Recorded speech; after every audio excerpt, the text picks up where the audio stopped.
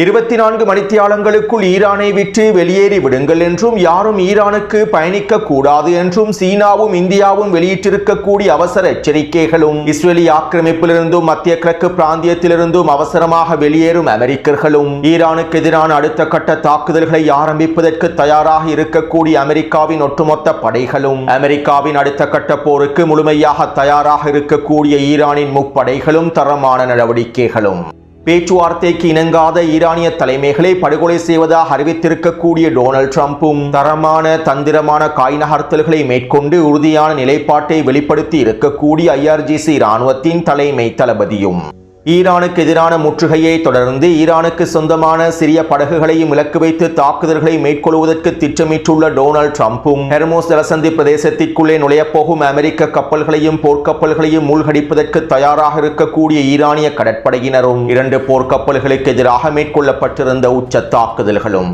Hezbollah இராணுவத்தின் தொடர்ச்சியான பதிலடிகளும் சுட்டு வீழ்த்தப்பட்டு வரக்கூடிய இஸ்ரேலி ஆக்கிரமிப்பின் ட்ரோன்களும் அளிக்கப்பட்டிருக்கக்கூடிய இஸ்ரேலி ஆக்கிரமிப்பு சிப்பாய்களும் அதிகாரிகளும் லெபனானுக்கான டொனால்ட் ட்ரம்பினுடைய 3 வார யுத்த நிறுத்த நீடிப்பும் ஹிஸ்புல்லா இராணுவத்திற்கும் இஸ்ரேலி ஆக்கிரமிப்பு இராணுவத்திற்கும் இடையிலே மேற்கொள்ளப்பட்டு வரக்கூடிய உச்ச மோதல்களும். Subscribe now and press the bell icon. நேற்றிரவு இஸ்ரேலி ஆக்கிரமிப்புக்கும் லெபனானுக்கும் இடையிலான அடுத்த கட்ட பேச்சுவார்த்தைகள் நடைபெற்றிருந்தன. அமெரிக்க வெளியுறவுத்துறை அமைச்சர் மார்க்கோ ரூபியோவினுடைய தலைமையில் லெபனானிய பிரதிநிதிகளும் இஸ்ரேலி ஆக்கிரமிப்பு பிரதிநிதிகளும் அடுத்த கட்ட நேரடி பேச்சுவார்த்தைகளை மேற்கொண்டிருந்தார்கள். மேலும் இந்த பேச்சுவார்த்தையின் போது இந்த வருடத்திற்குள்ளே லெபனானுக்கும் இஸ்ரேலி ஆக்கிரமிப்புக்கும் இடையில் இயல்பாக்கத்தினை ஏற்படுத்தி ஹிஸ்புல்லா இராணுவத்தினை முழுமையாக நிராயுதபாணியாக்குவது தொடர்பான ஒரு திட்ட வரைபடத்தினை முன்வைப்பதற்கான முடிவுகள் எடுக்கப்பட்டிருப்பதாக தெரிவிக்கப்படுகின்றது. மேலும் லெபனானிய அரசாங்கம் இஸ்ரேலோடு முழுமையான ஒருங்கிணைப்புகளை மேற்கொண்டு இஸ்ரேலை முழுமையாக அங்கீகரித்து இஸ்ரேலி ஆக்கிரமிப்பின் திட்டங்களுக்கு அமைவாக செயற்படுமாக இருந்தால் ஒரு நீடித்த யுத்த நிறுத்தத்தினை ஏற்படுத்துவதற்கும் அமெரிக்கா தயாராக இருப்பதாக அமெரிக்காவின் வெளியுறவுத்துறை அமைச்சர் தெரிவித்திருப்பதாக தகவல்கள் வெளியாகியுள்ளன. அத்தோடு இந்த பேச்சுவார்த்தைகளை தொடர்ந்து டொனால்ட் ட்ரம்ப் ட்ரூத் சோஷியல் தளத்தில் லெபனானுக்கும் இஸ்ரேலுக்கும் இடையிலான யுத்த நிறுத்தத்தை இன்னும் 3 வாரங்களுக்கு நீடிப்பதாக அறிவித்தார். லெபனானுக்கும் இஸ்ரேலுக்கும் இடையிலே நடைபெற்றிருக்கக்கூடிய நேரடியான பேச்சுவார்த்தைகளின் விளைவாகவும் எடுக்கப்பட்டிருக்கக்கூடிய சிறப்பான முடிவுகளின் விளைவாகவும் லெபனானிய அரசாங்கத்திற்கு முழுமையான ஆதரவை வழங்கும் நோக்கத்தோடுமே இந்த யுத்த நிறுத்த நீடிப்பு ஏற்படுத்தப்பட்டிருப்பதாக டொனால்ட் ட்ரம்ப் அறிவித்துள்ளார். அத்தோடு இந்த 2ஆம் கட்ட நேரடி பேச்சுவார்த்தைகளின் போது தெற்கு லெபனான் பிரதேசத்திலே இஸ்ரேலி ஆக்கிரமிப்பு அறிவித்திருக்கக்கூடிய மஞ்சள் எல்லை பிரதேசங்கள் தொடர்பாகவும் மார்க்கோ ரூபியோ சில முடிவுகளை எடுத்திருப்பதாக தெரிவிக்கப்படுகின்றது. லெபனானிய அரசாங்கம் மஞ்சள் எல்லை பிரதேசங்களை முழுமையாக விட்டுக் கொடுக்க வேண்டும் என்றும் லெபனானுக்கும் இஸ்ரேலுக்கும் இடையில் ஒரு நீடித்த அமைதி ஏற்படும் வரையில் நீடித்த ஒப்பந்தம் ஏற்படுத்தப்படும் வரையில் மஞ்சள் எல்லை பிரதேசத்திலே இஸ்ரேலி இராணுவம் முழுமையாக நிலை கொண்டிருக்கும் என்றும் குறித்த பிரதேசம் இஸ்ரேலினுடைய இடையாக மண்டலமாகவே செயற்படும் என்றும் மேலும் ஹிஸ்புல்லா இராணுவத்தினர் முழுமையாக நிராயுதபாணியாக்கப்பட்டதற்கு பின்பு லெபனானுக்கும் இஸ்ரேலுக்கும் இடையிலே முழுமையான ஒப்பந்தம் மேற்கொள்ளப்பட்டதற்கு பின்பு இஸ்ரேலிய இராணுவம் குறித்த மஞ்சள் எல்லை பிரதேசங்களிலிருந்து முழுமையாக பின்வாங்கிவிடும் என்றும் மார்க்கோ ரூபியோ தெரிவித்துள்ளார். இந்த தகவல்களை லெபனானிய ஊடகங்களும் செய்திகளில் குறிப்பிட்டிருந்தன. அத்தோடு ஹிஸ்புல்லா இராணுவத்தினுடைய தலைமைகள் அதிரடியான அறிவிப்புகளை வெளியிட்டிருந்தார்கள். இந்த மஞ்சள் எல்லை பிரதேசங்களை நாங்கள் ஒரு பொழுதும் ஏற்றுக்கொள்ளப் போவதில்லை. மேலும் இந்த மஞ்சள் எல்லை பிரதேசங்களை நாங்கள் முழுமையாக வீழ்த்துவோம். மஞ்சள் எல்லை பிரதேசத்திலிருந்து இஸ்ரேலி ஆக்கிரமிப்பை முழுமையாக துரத்தி அடிப்போம். இஸ்ரேலி ஆக்கிரமிப்புக்கும் லெபனானுக்கும் இடையிலான நேரடியான பேச்சுவார்த்தைகளை நாங்கள் ஒரு பொழுதும் ஏற்றுக்கொள்ளப் போவதில்லை. இந்த பேச்சுவார்த்தையினுடைய முடிவுகள் சட்டவிரோதமானவை. மேலும் நாங்கள் தற்போதைய களத்தில் கண்ணுக்கு கண் என்கின்ற விதத்தில் இஸ்ரேலி ஆக்கிரமிப்புக்கு பதிலடிகளை வழங்கி வருகின்றோம். இஸ்ரேலி ஆக்கிரமிப்பு யுத்த நிறுத்தத்தை மீறி தாக்குதல்களை மேற்கொள்கின்றது. மேலும் இந்த யுத்த நிறுத்த மீறல்களுக்காகவே நாங்கள் உச்ச பதிலடி தாக்குதல்களையும் மேற்கொள்கின்றோம். அதே போன்று இஸ்ரேலி ஆக்கிரமிப்பு இந்த யுத்த நிறுத்தத்தினை முழுமையாக முறித்துக் கொண்டு முழுநீள போரை ஆரம்பித்தாலும் அவற்றை எதிர்கொள்வதற்கும் நாங்கள் தயாராகவே இருக்கின்றோம். இஸ்ரேலி ஆக்கிரமிப்புக்கும் லெபனானுக்கும் இடையிலே மேற்கொள்ளப்படக்கூடிய நேரடியான பேச்சுவார்த்தையின் மூலமாக ஏற்படக்கூடிய எந்த ஒரு யுத்த நிறுத்தத்தையும் நாங்கள் ஏற்றுக்கொள்ளப் போவதில்லை. மேலும் நாங்கள் தெற்கு லெபனான் பிரதேசத்தை முழுமையாக மீட்டெடுக்கும் வரை தொடர்ச்சியாக போராடுவோம் என ஹிஸ்புல்லாவினுடைய தலைமைகள் அறிவித்துள்ளார்கள். அத்தோடு இஸ்ரேலி ஆக்கிரமிப்பு ராணுவம் கடந்த 24 மணித்தியாலங்களுக்குள் தெற்கு லெபனான் பிரதேசத்திலே 4 வான்வழி தாக்குதல்களையும் 3 ட்ரோன் தாக்குதல்களையும் மேற்கொண்டிருந்தது. அதே போன்று தெற்கு லெபனான் எல்லை பிரதேசத்திலே பீரங்கி தாக்குதல்களையும் மேற்கொண்டிருந்தது. இவ்வாறு இஸ்ரேலி ஆக்கிரமிப்பு யுத்த நிறுத்தத்தை மீறி மேற்கொள்ளக்கூடிய தாக்குதல்களுக்கு பதிலடியாக ஹிஸ்புல்லா இராணுவத்தினரும் வீரியமான பதிலடி தாக்குதல்களை மேற்கொண்டிருந்தார்கள். இதற்கமைவாக தெற்கு லெபனானினுடைய தைபே எல்லை பிரதேசத்திலே நிலை கொண்டிருக்கக்கூடிய இஸ்ரேலி ஆக்கிரமிப்பு சிப்பாய்களை இலக்கு வைத்து ட்ரோன் தாக்குதல்களை மேற்கொண்டு கொண்டிருந்தார்கள். குறித்த பிரதேசத்திலே கிட்டத்தட்ட 15க்கும் அதிகமான இஸ்ரேலிய ஆக்கிரமிப்பு சிப்பாய்கள் நிலை கொண்டுள்ளார்கள். இவர்களை இலக்கு வைத்து இந்த ட்ரோன் தாக்குதல் மேற்கொள்ளப்பட்டுள்ளது. இந்த தாக்குதலை தொடர்ந்து கொல்லப்பட்ட படுகாயமடைந்த சிப்பாய்களை அள்ளிச் செல்வதற்காக 3 ஹெலிகாப்டர்கள் வருகை தந்திருந்ததாகவும் தெரிவிக்கப்படுகின்றது. அதேபோன்று நேற்றிரவு மஜிதல் ஜோன் பிரதேசத்திலே இஸ்ரேலிய ஆக்கிரமிப்பு 2 ட்ரோன்களை களமிறக்கியிருந்தது. குறித்த ட்ரோன்களை இலக்கு வைத்து ஹிஸ்புல்லா இராணுவத்தினர் தாக்குதல்களை மேற்கொண்டு அவற்றை சுட்டு வீழ்த்தினார்கள். கடந்த 3 நாட்களுக்குள் மாத்திரம் தெற்கு லெபனான் பிரதேசத்திலே 8க்கும் அதிகமான இஸ்ரேலிய ஆக்கிரமிப்பின் ட்ரோன்களை ஹிஸ்புல்லா இராணுவத்தினர் சுட்டு வீழ்த்தியுள்ளார்கள். அதேபோன்று இன்று மாலையும் டயர் பிரதேசத்திலே இஸ்ரேலிய ஆக்கிரமிப்பின் ஹெர்மஸ் 450 ட்ரோன் ஒன்றை சுட்டு வீழ்த்தியுள்ளார்கள். மேலும் இவை தொடர்பான காணொளிகளை டெலிகிராம் சேனலில் பதிவிட்டுள்ளேன். அத்தோடு இஸ்ரேலிய ஆக்கிரமிப்பு ராணுவமும் ஹெர்மஸ் 450 ட்ரோனானது சுட்டு வீழ்த்தப்பட்டுள்ளது என்பதனை ஒப்புக்கொண்டுள்ளது. அதேபோன்று ஐட்டரோன் பிரதேசத்திலே நிலை கொண்டிருக்கக்கூடிய இஸ்ரேலிய ஆக்கிரமிப்பின் மெர்காவா போர்த்தாங்கி வாகனம் ஒன்றையும் புல்டோசர் வண்டி ஒன்றையும் இலக்கு வைத்து கவசதிருப்பு ஏவுகணை தாக்குதல்களை மேற்கொண்டுள்ளார்கள். இஸ்ரேலிய ஆக்கிரமிப்பின் யுத்த நிறுத்த மீறல்களுக்கு பதிலடியாகவே இந்த கவசதிருப்பு ஏவுகணை தாக்குதல்கள் மேற்கொள்ளப்பட்டுள்ளன. இந்த தாக்குதலிலே மெர்காவா போர்த்தாங்கி வாகனமும் புல்டோசர் வண்டியும் சிதைவடைந்திருப்பதாகவும் 6 சிப்பாய்கள் கொல்லப்பட்டும் படுகாயமடைந்திருப்பதாகவும் தெரிவிக்கப்படுகின்றது.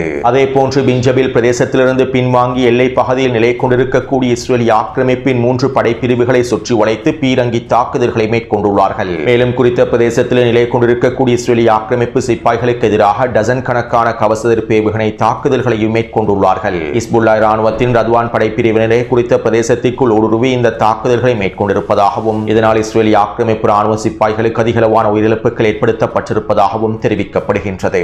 அதேபோன்று இன்று காலை தெற்கு லெபனான் எல்லை பிரதேசத்திலே இஸ்ரேலிய ஆக்கிரமிப்பினால் அமைக்கப்பட்டிருக்கக்கூடிய சோதனை சாவடி ஒன்றை இலக்கு வைத்தும் கவசதிருப்பு ஏவுகணை தாக்குதலை மேற்கொண்டுள்ளார்கள். இந்த தாக்குதலிலே குறித்த சோதனை சாவடி நிலை கொண்டிருக்கக்கூடிய 3 சிப்பாய்கள் அளிக்கப்பட்டிருப்பதாக தெரிவிக்கப்படுகின்றது. மேலும் இவர்களை ஏற்றிச் செல்லக்கூடிய ஹெலிகாப்டர்கள் தொடர்பான காணொளிகளும் வெளியாகி இருந்தன. எனவே டொனால்ட் ட்ரம்ப் லெபனானுக்கும் இஸ்ரேலிய ஆக்கிரமிப்புக்கும் இடையிலான 3 வார யுத்த நிறுத்த நீடிப்பை மேற்கொண்டாலும் களத்திலே ஹிஸ்புல்லா இராணுவத்திற்கும் இஸ்ரேலிய ஆக்கிரமிப்பு இராணுவத்திற்கும் உச்ச மோதல்கள் நடைபெற்று வருகின்றன.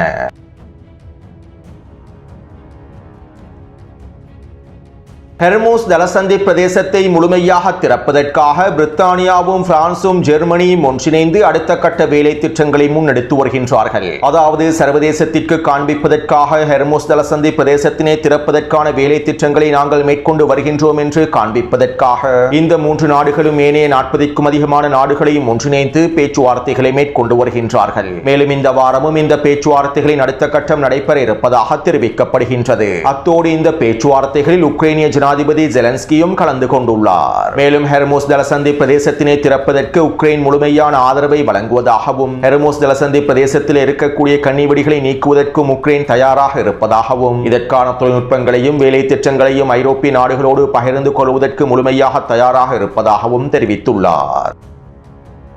அடுத்து இந்திய பெருங்கடல் பிரதேசத்திலே பயணித்த மெஜஸ்டிக் என்கின்ற எண்ணெய் கப்பலை அமெரிக்கர்கள் கைப்பற்றியுள்ளார்கள். குறித்த எண்ணெய் கப்பலானது ஈரானின் ஷெரோஃப்ளீட் நிலப்படை எண்ணெய் கப்பலாக செயற்படுவதாகவும் குறித்த எண்ணெய் கப்பலில் 1.9 மில்லியன் பீப்பாய் எண்ணெய்கள் இருப்பதாகவும் இவை அனைத்தும் ஈரானுக்கு சொந்தமான எண்ணெய்கள் என்றும் இவற்றை நாங்கள் முழுமையாக கைப்பற்றி இருப்பதாகவும் அமெரிக்க மத்திய கட்டளை தளம் அறிவித்திருந்தது. நேற்றிரவே குறித்த தகவல்களை அமெரிக்க மத்திய கட்டளை தளம் வெளியிட்டிருந்தது. மேலும் இவை தொடர்பான மேலதிக தகவல்களை ஈரானிய தரப்பினர் இன்னும் வெளியிடவில்லை. குறித்த எண்ணெய் கப்பலில் இருக்கக்கூடிய எண்ணெயானது ஈரானிலிருந்து சீனாவுக்கு கொண்டு செல்லப்பட்ட எண்ணெய் என்றும் இவற்றை தான் தற்போது அமெரிக்கா கைப்பற்றி இருப்பதாகவும் தெரிவிக்கப்படுகின்றது.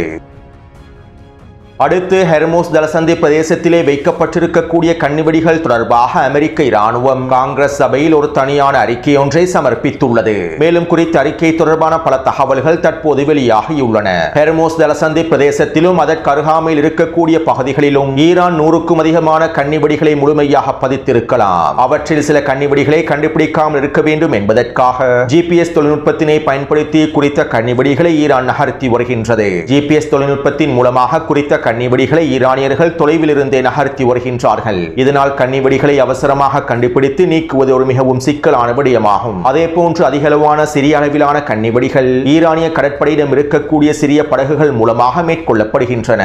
ஹெர்மூஸ் ஜலசந்தி பிரதேசத்திலே கப்பல் போக்குவரத்தை தடுத்து நிறுத்தும் நோக்கத்தோடு ஈரானினுடைய சிறிய படகுகள் இந்த கன்னிவெடிகளை அவசரமாக பதித்து விட்டு செல்கின்றார்கள். மேலும் இந்த கன்னிவெடிகளை அகற்ற வேண்டுமாக இருந்தால் அமெரிக்க போர்க்கப்பல்களும் அமெரிக்க கடற்படையினரும் ஹெர்மூஸ் ஜலசந்தி பிரதேசத்திற்குள்ளே முழுமையாக முழுமையாக நுழைய வேண்டும். ஹெர்மோஸ் ஜலசந்தி பிரதேசத்தை முழுமையாக கட்டுப்பாட்டுக்குள் கொண்டு வந்தே இந்த கன்னிவெடிகளை அகற்ற முடியும். இதனால் தற்போதைய நிலைமையில் ஹெர்மோஸ் ஜலசந்தி பிரதேசத்தில் இருக்கக்கூடிய கன்னிவெடிகளை அகற்ற முடியாது. அவ்வாறு அகற்றுவதாக இருந்தால் போர் முடிவடைந்ததற்கு பின்பே கன்னிவெடிகளை அகற்ற வேண்டும். மேலும் கன்னிவெடிகளை அகற்றி முடிப்பதற்கு கிட்டத்தட்ட 6 மாதங்களாவது செல்லும் என்றும் அமெரிக்க இராணுவத்தினர் காங்கிரஸ் சபையிடம் அறிக்கையை சமர்ப்பித்துள்ளார்கள். அதாவது அமெரிக்காவினுடைய போர்க்கப்பல்கள் கடற்படைகள் முழுமையாக ஹெர்மோஸ் ஜலசந்தி பிரதேசத்திலே களமிறங்கி ஈரானினால் பதிக்கப்பட்டிருக்கக்கூடிய கன்னிவெடிகளை முழுமையாக அகற்றி ஹெர்மோஸ் ஜலசந்தி பிரதேசத்தினுடைய மத்திய பகுதியை திறந்து விடுவதற்கான வாய்ப்புகள் குறைவாகவே இருக்கின்றது என்பதனை அமெரிக்க இராணுவமே ஒப்புக்கொண்டுள்ளது. போர் முடிவடைந்ததற்கு பின்பே இந்த செயற்பாடுகளை மேற்கொள்ள முடியும் என்றும் அதுவும் 6 மாதங்கள் செல்லும் என்றும் அமெரிக்க இராணுவம் ஒப்புக்கொண்டுள்ளது. மேலும் இது ஹெர்மோஸ் ஜலசந்தி பிரதேசத்தை ஈரானினுடைய கட்டுப்பாட்டிலிருந்து மீட்டெடுக்க முடியாது என்பதனையும் உறுதி செய்கின்றது. ஹெர்மோஸ் ஜலசந்தி பிரதேசத்தில் இருக்கக்கூடிய கன்னிவெடிகளை அகற்ற முடியாது என்பதனையும் உறுதி செய்கின்றன. இப்படியான நிலைமையில் நேற்றிரவு டொனால்ட் ட்ரம்ப் ட்ரூத் சோஷியல் தளம் வழியாக இவ்வாறு தெரிவித்தார். ஹெர்மோஸ் ஜலசந்தி பிரதேசத்திலே கன்னிவெடிகளை புதைக்கக்கூடிய ஈரானிய படகுகளை நாங்கள் விட்டு வைக்கப் போவதில்லை. அவை சிறிய படகுகளாக இருந்தாலும் சரி, அவற்றை சுட்டு வீழ்த்துமாறு நான் அமெரிக்க இராணுவத்திற்கு உத்தரவிட்டுள்ளேன். இதிலே நாங்கள் எந்த தயக்கமும் காட்ட மாட்டோம். எங்களுடைய போர்க்கப்பல்கள் ஹெர்மோஸ் ஜலசந்தி பிரதேசத்தை சுத்தம் செய்து வருகின்றன. கன்னிவெடிகளை அகற்றுவதற்கான வேலை திட்டங்களை முன்னெடுத்து வருகின்றன. நாங்கள் ஹெர்மோஸ் ஜலசந்தி பிரதேசத்தை முழுமையாக மீட்டெடுப்போம். வெடிகளை புதைக்கக்கூடிய ஈரானினுடைய அனைத்து கப்பல்களை இலக்கு வைத்தும் தாக்குதல்களை மேற்கொள்வோம் என டொனால்ட் ட்ரம்ப் தெரிவித்துள்ளார். அதாவது அண்டப்புழுகன் வெளியிட்டிருக்கக்கூடிய இந்த கருத்துக்கள் போலியான கருத்துக்கள் என்பதனை அமெரிக்க ஊடகங்களே உறுதிப்படுத்திவிட்டன. ஹெர்மோஸ் ஜலசந்தி பிரதேசத்தில் இருக்கக்கூடிய கன்னிவெடிகளை நீக்க முடியாது. அவ்வாறு நீக்குவதாக இருந்தால் 6 மாதங்கள் செல்லும். போர் முடிவடைந்ததற்கு பின்பே இதனை மேற்கொள்ள முடியும் என அமெரிக்க இராணுவம் காங்கிரஸ் சபையில் அறிக்கைகளை சமர்ப்பித்துள்ளது. மேலும் அண்டப்புழுகன் டொனால்ட் ட்ரம்பினுடைய கருத்துக்கள் அமெரிக்க இராணுவத்தினுடைய கருத்துக்களுக்கு முரண்படுகின்றன. அண்டப்புழுகன் கூறுவதை போன்று ஹெர்மோஸ் ஜலசந்தி பிரதேசத்திலே அமெரிக்காவின் எந்த போர்க்கப்பல்களும் களமிறக்கப்படவில்லை. கன்னிவெடிகளை சுத்தம் செய்வதற்கான எந்த விதமான வேலை திட்டங்களும் முன்னெடுக்கப்படவில்லை. மேலும் ஓமான் வளைகுடாவினுடைய எல்லை பகுதியில் தான் அமெரிக்க கடற்படையினர் நிலை கொண்டுள்ளார்கள். ஈரானிய கடற்படையினுடைய தாக்குதல்களுக்கு பயந்து, ட்ரோன் தாக்குதல்களுக்கு பயந்தே ஓமான் வளைகுடா பிரதேசத்தில் நிலை கொண்டுள்ளன. அதே நேரம் நேற்றிரவு அமெரிக்காவினுடைய 2 போர்க்கப்பல்கள் ஓமான் வளைகுடா எல்லை பிரதேசத்திலிருந்து ஹெர்மோஸ் ஜலசந்தி பிரதேசத்தை நோக்கி நகர்ந்துள்ளன. இவ்வாறு இந்த கப்பல்கள் நகர்ந்து 2 மணித்தியாலங்களுக்குள்ளேயே ஈரானிய கடற்படையினர் வீரியமான ட்ரோன் தாக்குதல்களையும் ஏவுகணை தாக்குதல்களையும் மேற்கொண்டிருந்தார்கள். இந்த தாக்குதல்கள் மேற்கொள்ளப்பட்டதை தொடர்ந்து குறித்த 2 போர்க்கப்பல்களும் அவசரமாக பின்வாங்கியுள்ளன. ஓமான் வளைகுடாவிலிருந்து ஹெர்மோஸ் ஜலசந்தி பிரதேசத்தை நோக்கி அமெரிக்காவினால் நகரவே முடியவில்லை. மேலும் ஹெர்மோஸ் ஜலசந்தி பிரதேசத்தில் இருக்கக்கூடிய கன்னிவெடிகளை அகற்றி ஈரானின் கட்டுப்பாட்டில் இருக்கக்கூடிய ஹெர்மோஸ் ஜலசந்தி பிரதேசத்தை அமெரிக்க இராணுவத்தினால் கைப்பற்றவோ மீட்டெடுக்கவோ முடியாது.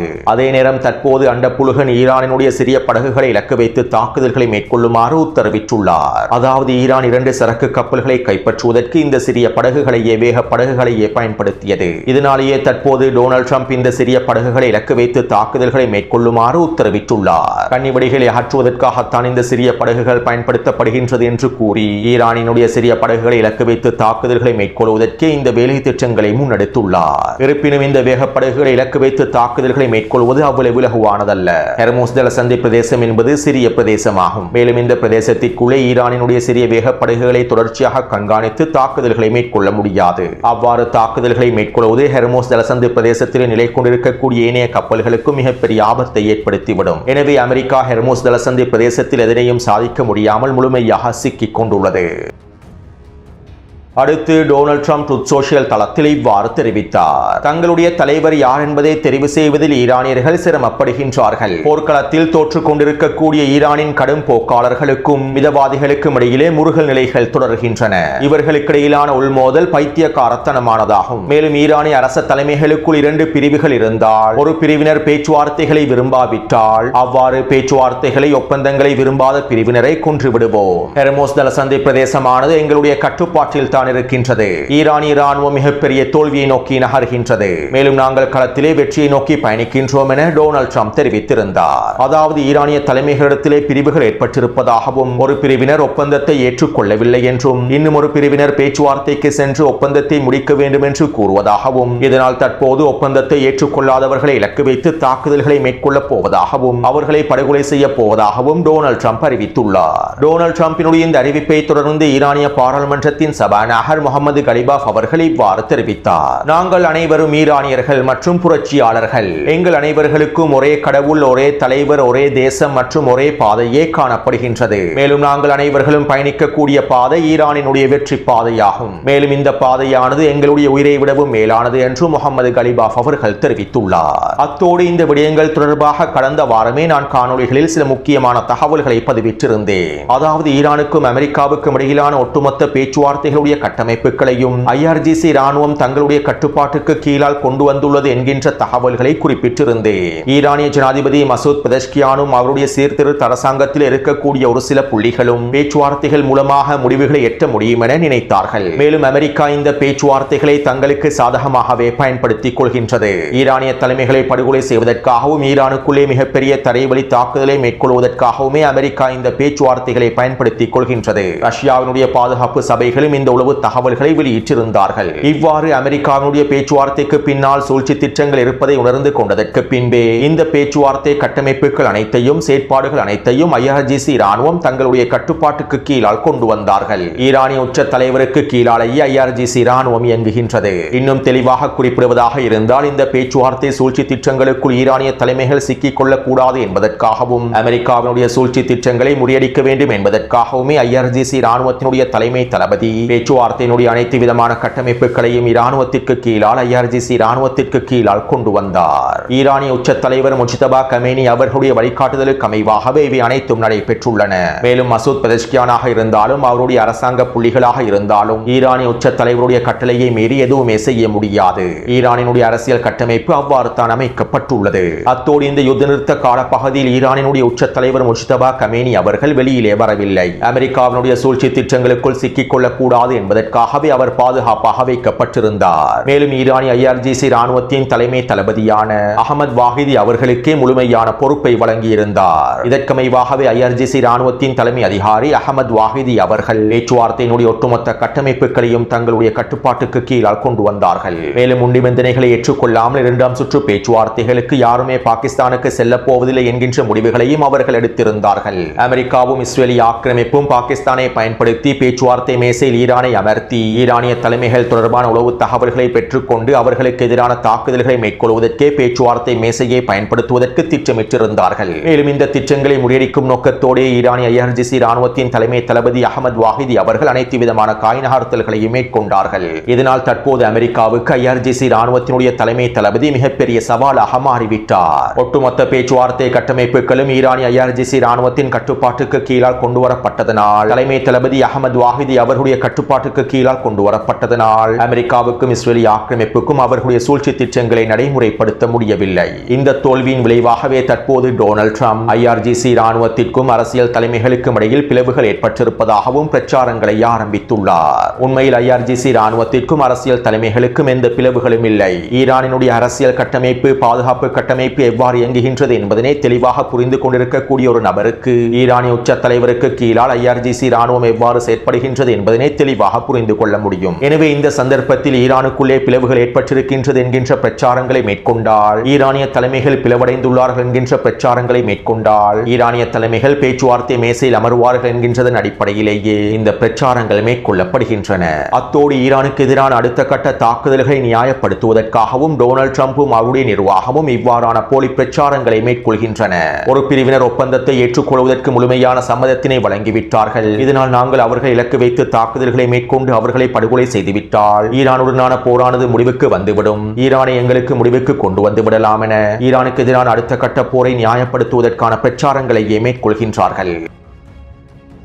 எனவே இந்த தகவல்களிலிருந்து ஒரு விடயத்தினை எங்களுக்கு தெளிவாக புரிந்து கொள்ள முடியும். அமெரிக்காவும் இஸ்ரேலிய ஆக்கிரமிப்பும் ஈரானுக்கு எதிரான அடுத்த கட்ட தாக்குதல்களை, அடுத்த கட்ட போரை ஆரம்பிக்க போகின்றார்கள். ஈரானிய IRGC ராணுவத்தின் தலைமைகளை இலக்கு வைத்தும் இராணுவ தளபதிகளை இலக்கு வைத்தும் தாக்குதல்களை மேற்கொள்ள போகின்றார்கள். மேலும் இந்த தாக்குதல்களை தொடர்ந்து ஈரானுக்கு எதிரான ஃபைனல் ப்ளோ தாக்குதல்களையும் மேற்கொள்ள போகின்றார்கள். ஈரானின் எரிசக்தி கட்டமைப்புகள், மின்சக்தி கட்டமைப்புகளை இலக்கு வைத்தும் தாக்குதல்களை மேற்கொள்ள போகின்றார்கள். இப்படியான நிலைமையிலேயே இன்றைய தினம் சீனாவும் இந்தியாவும் ஈரானுக்குள்ளே இருக்கக்கூடிய தங்களுடைய குடிமக்களுக்கான எச்சரிக்கைகளையும் வெளியிட்டிருந்தன.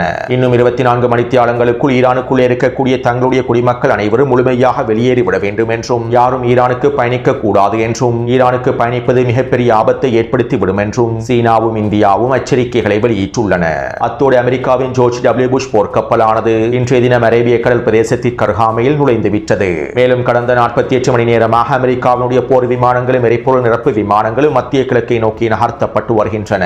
நேற்றிரவும் அமெரிக்காவினுடைய விசேட படைப்பிரிவுகளை கொண்டிருக்கக்கூடிய 12 போர் விமானங்கள் மத்திய கிழக்கை நோக்கி நகர்த்தப்பட்டிருந்தன. அதே போன்று இஸ்ரேலி ஆக்கிரமிப்பின் பென்குரியன் விமான நிலையத்திலே 25க்கும் அதிகமான எரிபொருள் நிரப்பு விமானங்கள் நிலைநிறுத்தப்பட்டுள்ளன. சவுதி அரேபியாவிலும் ஜோர்டானிலும் இருக்கக்கூடிய விமான கட்டளை தளங்கள் முழுமையாக தயார் நிலையில் வைக்கப்பட்டுள்ளன. எனவே பெரும்பாலும் இன்னும் 24 மணித்தியாலங்களுக்குள் அல்லது 48 மணித்தியாலங்களுக்குள் ஈரானுக்கு எதிரான தாக்குதல்கள் ஆரம்பிக்கப்படுவதற்கான வாய்ப்புகளே இருக்கின்றன. அத்தோடு இவற்றை எதிர்கொள்வதற்கு ஈரானிய முப்படைகளும் தயாராகவே இருக்கின்றார்கள். அமெரிக்காவுடைய தரைவழி தாக்குதல்களை முறியடிப்பதற்கும் ஃபைனல் ப்ளோ தாக்குதல்களுக்கான உச்ச பதிலடிகளை வழங்குவதற்கும் ஈரானிய முப்படையினரும் தயாராகவே இருக்கின்றார்கள். எனவே இந்த காணொளி தொடர்பான கருத்துக்களை பதிவிடுங்கள். தொடர்ந்தும் என்னுடன் இணைந்திருங்கள். நன்றி, வணக்கம்.